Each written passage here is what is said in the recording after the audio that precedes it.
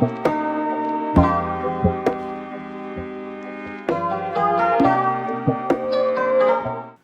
I heard you wanted to know how I got these mirrors installed on my wall, how they swivel, how they do this, how they do that. Well, come because I got you.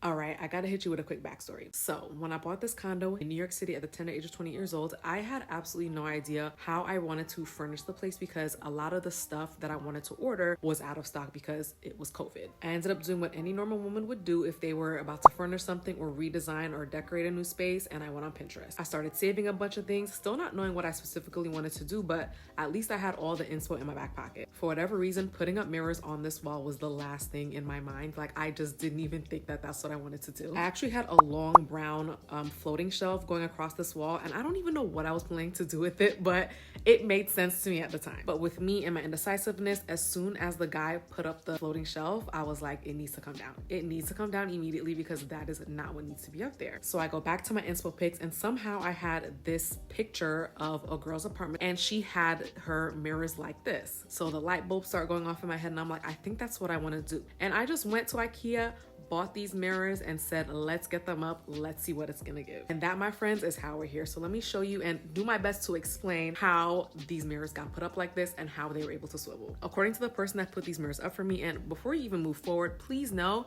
I am your friendly non-DIY girly. I love to have a vision put together. I love to think of things to style spaces, all that stuff. Me lifting a finger to put anything up in my home, paint, drill, hammer, screwdriver, whatever it is, I'm not doing it. I will always outsource to have somebody help me. Now that all that's out the way, allegedly, I took it upon myself to measure the wall in its entirety because I believe, because remember, this was a while ago, I don't know what it's called, but I wanted my couch to be the anchor, and then I wanted the mirrors to pretty much fall in the center of it, if that makes sense. So just like how I have it now, I wanted the mirrors to be enough distance between each other so that they weren't too spaced out from the couch, but also still be in that middle focal point. After all the measurements were taken, the guy got to work and started putting the mirrors up on the wall. But I did not like how they were being put up because I think a piece of the mirrors were sticking out, and I just didn't like how that looked aesthetically because, let's be honest, we about the aesthetics over here. The spokes is what I did not like sticking out from the mirror. So me and the guy went into some emergency brainstorming because I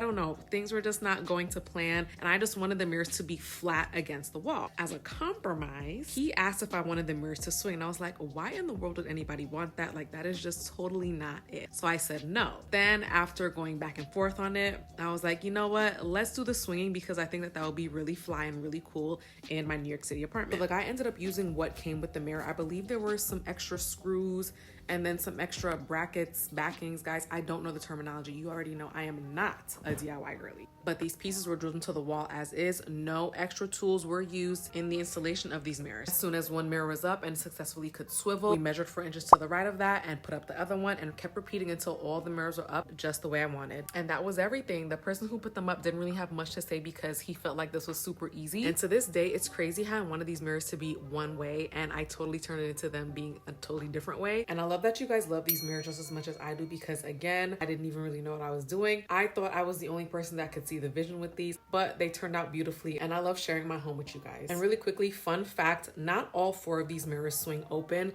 only 3 of them do because, fun fact number 2, this wall was a big giant window, and before I bought my condo, I asked the sellers to please cover that wall up because the windows were no longer in use and it would have just been a waste of space to keep them there. And the reason why I had to keep this specific mirror sealed is because I guess the wall is a little funny in that area, and pretty much this mirror would always stay open, and I was not trying to have any fatalities while sitting on the couch. I hope you guys found this helpful, and if any of you decide to do this in your living room, your bedroom, heck, even your bathroom or somewhere else in your house, please show me because I would love to see what you all end up doing. And with that, I will see you in the next one. Don't be so quick to walk away. I wanna find you.